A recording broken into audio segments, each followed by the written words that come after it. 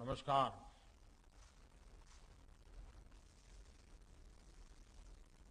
महामंडलेश्वर कंकेश्वरी देवी जी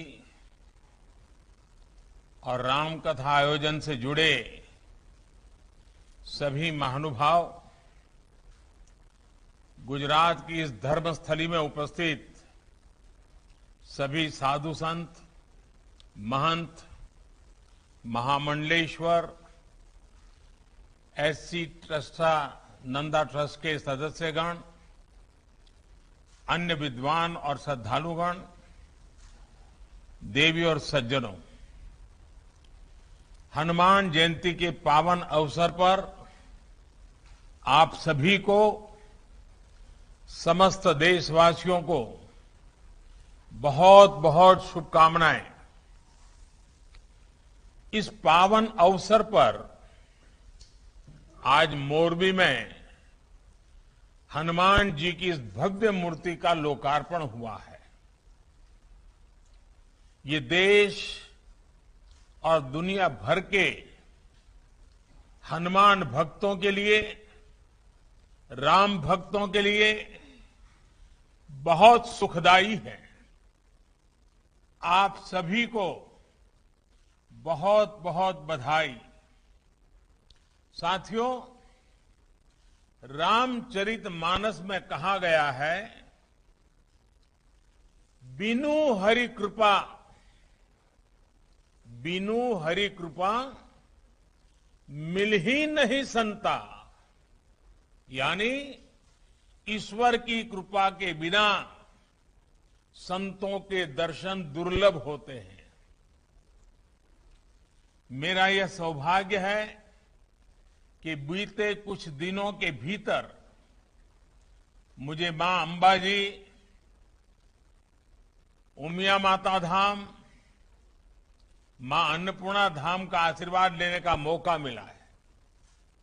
अब आज मुझे मोरबी में हनुमान जी के इस कार्य से जुड़ने का, संतों के समागम का हिस्सा बनने का अवसर मिला है।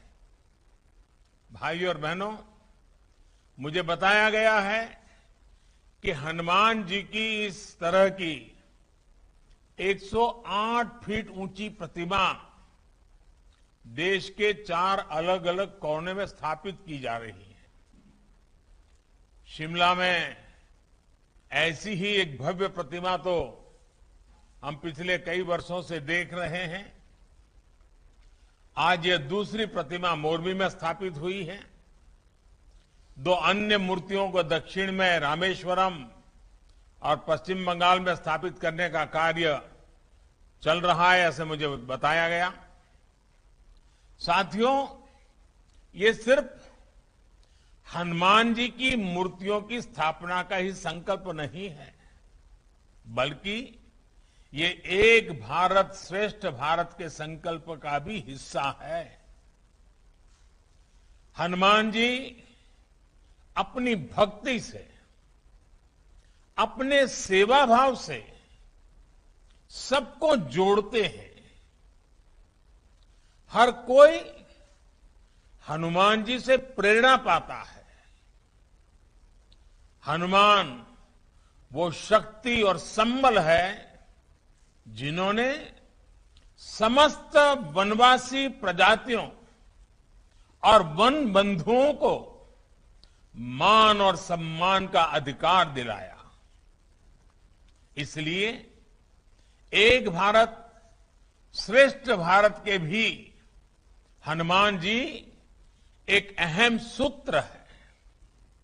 भाइयों और बहनों, इसी प्रकार राम कथा का आयोजन भी देश के अलग अलग हिस्सों में लगातार होता रहता है। भाषा, बोली जो भी हो, लेकिन राम कथा की भावना सभी को जोड़ती है। प्रभु भक्ति के साथ एकाकार करती है। यही तो भारतीय आस्था की, हमारे अध्यात्म की, हमारी संस्कृति, हमारी परंपरा की ताकत है। इसने गुलामी के मुश्किल कालखंड में भी अलग अलग हिस्सों को, अलग अलग वर्गों को जोड़ा, आजादी के राष्ट्रीय संकल्प के लिए एकजुट प्रयासों को सशक्त किया।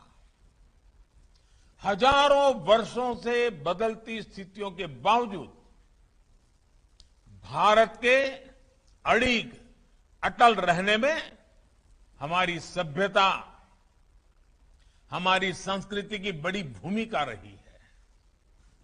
भाइयों और बहनों, हमारी आस्था, हमारी संस्कृति की धारा सद्भाव की है, समभाव की है, समावेश की है। इसलिए जब बुराई पर अच्छाई को स्थापित करने की बात आई तो प्रभु राम ने सक्षम होते हुए भी, खुद से सब कुछ करने का सामर्थ्य होने के बावजूद भी उन्होंने सबका साथ लेने का, सबको जोड़ने का, समाज के हर तबके के लोगों को जोड़ने का, छोटे बड़े जीव मात्र को उनकी मदद लेने का और सबको जोड़ करके उन्होंने इस काम को संपन्न किया। और यही तो है सबका साथ सबका प्रयास।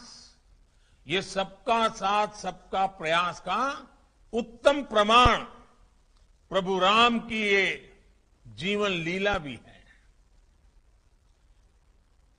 जिसके हनुमान जी बहुत अहम सूत्र रहे हैं। सबका प्रयास की इसी भावना से आजादी के अमृत काल को हमें उज्जवल करना है, राष्ट्रीय संकल्पों की सिद्धि के लिए जुटना है। અને આજે જ્યારે મોરબીમાં કેશવાનંદ બાપુની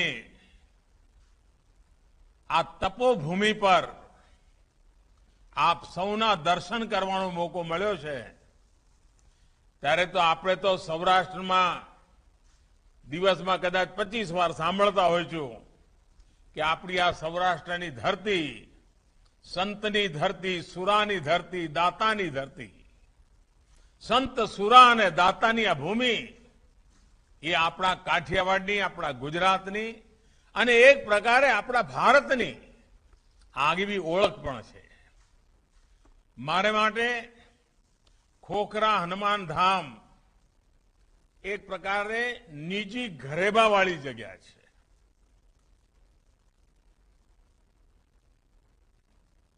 એની સાથે મારો નાતો મર્મ અને કર્મનો રહ્યો છે, એક પ્રેરણાનો નાતો રહ્યો છે।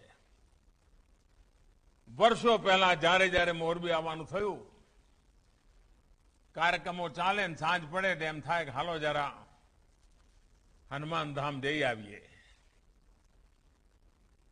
પૂજ્ય બાપુ પાસે 5-15 મિનિટ વિતાવીએ, એમના હાથે કાંઈ પ્રસાદ લેતા આવીએ। અને જ્યારે મચ્છુ ડેમની ઘટના ઘટી, દુર્ઘટના ઘટી, ત્યારે તો આ હનુમાન ધામ પ્રવૃત્તિથી ધમધમતું થઈ ગયું અને એના કારણે મારો સ્વાભાવિક રીતે બાપુ સાથે ઘનિષ્ઠ નાતો આવ્યો। અને એ દિવસોમાં ચારે તરફથી લોકો જ્યારે સેવા ભાવથી કામ માટે આવતા, ત્યારે આ બધા સ્થાન હતા, મથક બની ગયા કે જ્યાંથી મોરબીના ઘેર ઘેર મદદ પહોંચાડવાનું કામ ચાલતું હતું। એક સામાન્ય સ્વયંસેવકના નાતે મને લાંબો સમય તમારી બધાની વચ્ચે રહીને એ દુઃખની ઘડીમાં આપની સાથે રહેવાનું, આપના માટે જે કંઈ ચાલતું હતું એમાં જોડાવાનું મને સૌભાગ્ય મળ્યું હતું। અને એ વખતે પૂજ્ય બાપુ સાથે જે વાતો થતી હતી એમાં મોરબી આનાથી પણ ભવ્ય બનાવવું છે ભાઈ। ઈશ્વરની ઈચ્છા હતી, આપણી કસોટી થઈ ગઈ એમ કે બાપુ। અને હવે આપણે અટકવાનું નથી, બધાએ લાગી પડવાનું છે. બાપુના શબ્દો બહુ ઓછું બોલતા પણ સરળ ભાષામાં વાત મૂકતા. આધ્યાત્મની દ્રષ્ટિથી પણ માર્મિક વાત કરવાની પૂજ્ય બાપુની વિશેષતા રહી હતી. ત્યાર પછી પણ અનેક વાર એમના દર્શન કરવાનું સૌભાગ્ય મળ્યું. અને જ્યારે ભુજમાં અને કચ્છમાં ભૂકંપ આવ્યો, હું એમ કહી શકું કે મોરબીની દુર્ઘટનામાંથી જે પાઠ ભણ્યા હતા, જે શિક્ષણ લીધું હતું, આવી પરિસ્થિતિમાં કેવી રીતે કામ કરાય, એનો જે અનુભવ હતો એ ભૂકંપની અંદર કામ કરવામાં લેખે લાગ્યો. અને એટલા માટે હું આ પવિત્ર ધરતીનો વિશેષ ઋણી છું. કારણ જ્યારે પણ મોટી સેવા કરવાનો મોકો આવ્યો તો મોરબીના અનુભવ આજે પણ એ સેવા ભાવથી કામ કરવાની પ્રેરણા આપે છે. અને જેમ ભૂકંપ પછી કચ્છ ઝળહળી ઉઠ્યું છે, એવું જ આફતને અવસરમાં પલટવાની ગુજરાતીઓની જે આગવી તાકાત છે એ મોરબીએ પણ બતાવી.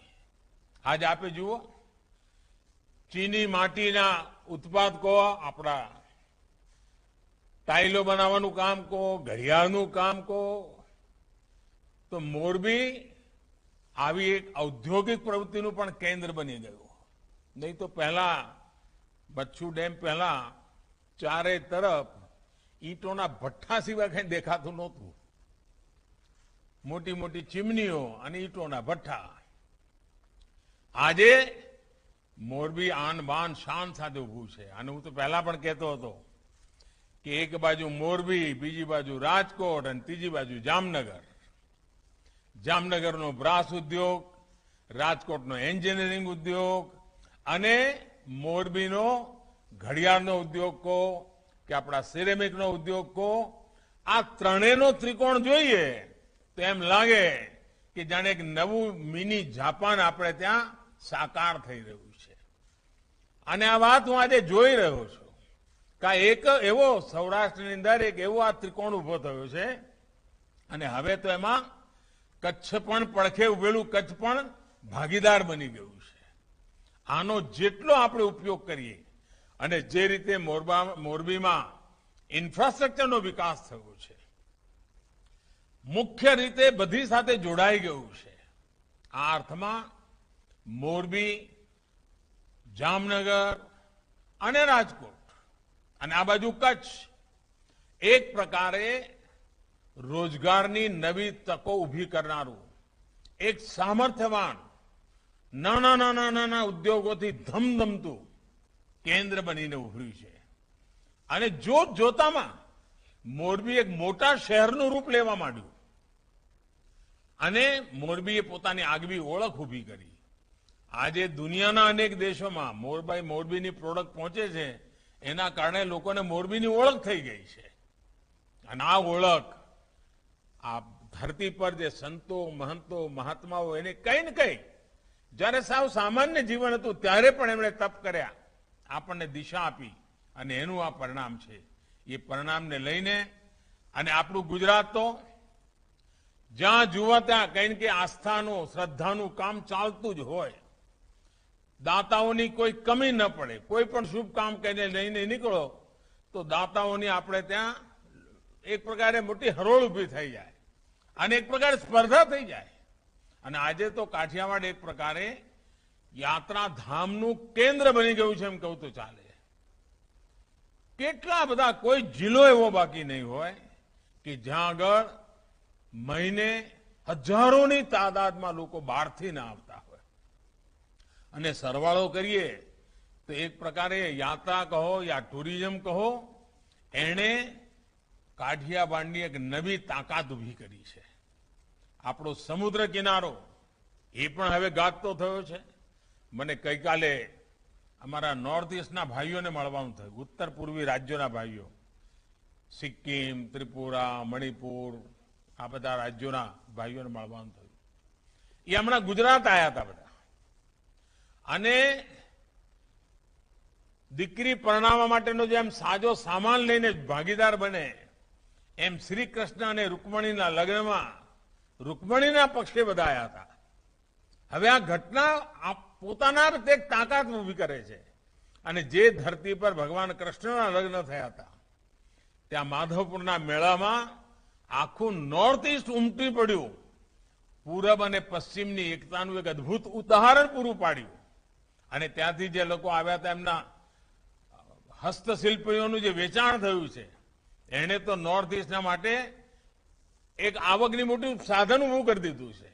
અને મને લાગે છે કે આ માધવપુરનો મેળો જેટલો ગુજરાતમાં પ્રસિદ્ધ થશે એના કરતા વધારે પૂર્વોત્તર ભારતમાં થશે. આર્થિક ગતિવિધિ કેટલી બધી વધતી હોય છે. આપણે ત્યાં કચ્છમાં રણોત્સવ કર્યો. હવે રણોત્સવમાં કોઈને જવું હોય તો વાયા મોરબી જ જવું પડે. એટલે મોરબીને જતે જતે લાભ મળે. આપણા મોરબીના હાઈવેની આજુબાજુ કેટલી બધી હોટલો હવે બની ગઈ છે. કારણ કચ્છમાં કચ્છ ધમધમતું થયું તો મોરબીને પણ એનો લાભ મળતો થયો. એને વિકાસ જ્યારે થતો હોય છે અને આ પ્રકારના પાયાના વિકાસ થતા હોય છે ત્યારે એ લાંબા ગાળાની સુખાકારીનું કારણ બનતા હોય છે. લાંબા ગાળાની સુખ વ્યવસ્થાનું એક ભાગ બની જતા હોય છે. હવે આપણે ગિરનારમાં રોપવે કર્યો. આજે વડીલો પણ જેમણે જીવનમાં સપનું જોયું હોય પણ ગિરનાર ના જઈ શક્યા હોય કઠિન ચઢાઈના કારણે હવે રોપવે કર્યો તો કેટલો બધો મને બધા કહે છે કે સાહેબ 80-90 વર્ષના બધા વડીલો લઈને એમના સંતાનો આવે છે અને જીવનમાં ધન્યતા અનુભવે છે. પણ આની સાથે સાથે શ્રદ્ધા તો છે જ પણ આવકના પણ ભરપૂર સાધનો પેદા થતા હોય છે. રોજગારી મળતી હોય છે.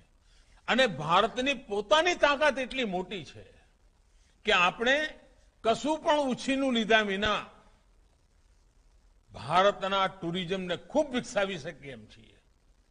એને સાચ અર્થમાં સારી રીતે પ્રસારિત કરીએ. અને એના માટેની પહેલી શરત છે જેટલા પણ આવા તીર્થક્ષેત્રો છે ને ત્યાં એવી સફાઈ હોવી જોઈએ કે લોકોને ત્યાંથી સફાઈ રાખવાનું શિક્ષણ મળવું જોઈએ.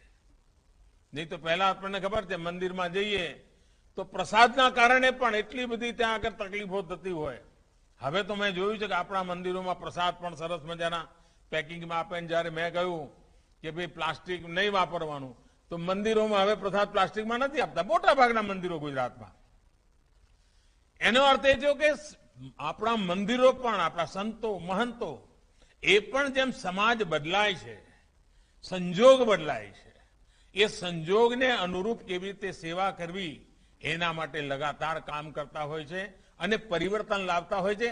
આપણા બધાનું કામ છે કે આપણે એમાંથી કંઈક શીખીએ, આપણા જીવનમાં ઉતારીએ અને આપણા જીવનની અંદર એનો સૌથી વધારે લાભ લઈએ. આ આઝાદીના અમૃત મહોત્સવનો સમય છે. અનેક મહાપુરુષોએ દેશની આઝાદી માટે બલિદાન આપ્યા. પરંતુ એના પહેલા એક બાબત ધ્યાને રાખવા જેવી છે કે 1857 પહેલા આઝાદીની જે આખી પીઠિકા ઉભી કરી, જે આધ્યાત્મિક ચેતનાનું વાતાવરણ ઉભું કર્યું, આ દેશના સંતોએ, મહંતોએ, ઋષિઓએ, મુનિઓએ, ભક્તોએ, આચાર્યોએ અને જે ભક્તિ યુગ પ્રારંભ થયો એ ભક્તિ યુગે ભારતની ચેતનાને ફરી એકવાર પ્રજ્વલિત કરી અને એમાંથી પછી આઝાદીના આંદોલનને એક નવી તાકાત મળી. આપણે ત્યાં સંત શક્તિ, સાંસ્કૃતિક વિરાસત એનું પોતાનું એક સામર્થ્ય રહ્યું છે જેને હંમેશા સર્વજન હિતાય, સર્વજન સુખાય, સર્વજન કલ્યાણ માટે થઈને સમાજ જીવનમાં કંઈ ને કંઈ કામ કર્યું છે. અને એટલા માટે આપણા માટે તો હનુમાનજીને યાદ રાખવાનો મતલબ જ એ છે કે સેવા ભાવ, સમર્પણ ભાવ. હનુમાનજીએ આ જ શીખવાડ્યું છે. હનુમાનજીની ભક્તિ સેવા પૂર્તિના રૂપે હતી. હનુમાનજીની ભક્તિ સમર્પણના રૂપે હતી. ખાલી કર્મકાંડ વાળી ભક્તિ હનુમાનજીએ ક્યારેય નથી કરી. હનુમાનજીએ જાત ઘસીને, સાહસ કરીને, પરાક્રમ કરીને પોતાની સેવાની ઊંચાઈ વધારતા ગયા છે. આજે પણ આઝાદીના જયારે 75 વર્ષ મનાવી રહ્યા છે ત્યારે આપણામાં પડેલો સેવા ભાવ જેટલો પ્રબળ બનશે, જેટલો પરોપકારી બનશે, જેટલો સમાજ જીવનમાં જોડનારો બનશે, આ રાષ્ટ્ર વધુ ને વધુ સશક્ત થશે. અને આજે હવે ભારતને આમ નામ રહેવું પાલવે એમ છે જ નહીં ભાઈ. હવે ભારત આપણે ઊંઘતા હોઈએ કે જાગતા હોય, પણ આપણે હવે આગળ વધ્યા વિના છૂટકો જ નથી. દુનિયાની સ્થિતિ એવી બની છે. આજે આખી દુનિયા કહેવા માંડી છે આત્મનિર્ભર થવું પડે.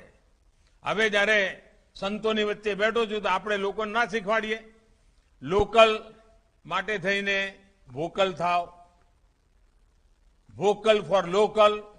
આ વાત લગાતાર કેવી જોઈએ કે નહીં કેવી જોઈએ? આપણા દેશમાં બનતું, આપણા લોકો દ્વારા બનાવેલી, આપણા મહેનતથી તૈયાર થયેલી ચીજો જ ઘરમાં વાપરીએ. એ જો વાતાવરણ બનશે, તમે વિચાર કરો કેટલા બધા લોકોને રોજગાર મળશે. બહારથી લઈ આવીએ સારું લાગે, પણ સહેજ ભલે 19 વર્ષનો ફરક હોય, પણ ભારતના માણસે બનાવેલું હોય, ભારતના પૈસેથી બનેલું હોય, ભારતના પસીનાની એમાં મહેક હોય, ભારતની ધરતીની મહેક હોય, તો એનો ગૌરવ, એનો આનંદ અનેરો હોય છે. અને તેથી આ 25 વર્ષ અમારા સંતો મહંતો બધે જ્યાં જાય ત્યાં ભારતમાં બનેલી ચીજો ખરીદવા માટેના આગ્રહી બને ને, તોય હિન્દુસ્તાનની અંદર રોજીરોટી માટે કોઈ દી તકલીફ ન પડે એવા દિવસો આપણી સામે આવી જાય. અને આપણને તો જ્યારે આપણે હનુમાનજીના વખાણ કરતા હોઈએ કે હનુમાનજી આ કર્યું, હનુમાનજી તે કર્યું, હનુમાનજી આમ કર્યું, પણ હનુમાનજી શું કે? અને એ જ આપણા જીવનની અંદર પ્રેરણા છે. હનુમાનજી કાયમ કહેતા, સૌ સબ તબ પ્રતાપ રઘુરાઈ, સૌ સબ તબ પ્રતાપ રઘુરાઈ, नाथ न कछु मोरी प्रभुताई, नाथ न कछु मोरी प्रभुताई. यानी अपने हर काम, अपनी हर सफलता का श्रेय हमेशा उन्होंने प्रभु राम को दी. उन्होंने कभी ये नहीं कहा कि मेरे कारण हुआ है, जो कुछ भी हुआ है प्रभु राम के कारण हुआ है. आज भी हिंदुस्तान जहां भी पहुंचा है, आगे जहां भी संकल्प करना चाहता है, उसका एक ही रास्ता है, हम सभी भारत के नागरिक. और वही शक्ति है. मेरे लिए तो ये 130 करोड़ मेरे देशवासी वही राम का स्वरूप है. उन्हीं के संकल्प से देश आगे बढ़ रहा है, उन्हीं के आशीर्वाद से देश आगे बढ़ रहा है. उस भाव को लेकर के हम चले. इसी भाव के साथ मैं फिर एक बार इस शुभ अवसर पर आप सबको अनेक अनेक शुभकामनाएं देता हूं. हनुमान जी के श्री चरणों में प्रणाम करता हूं. बहुत बहुत धन्यवाद.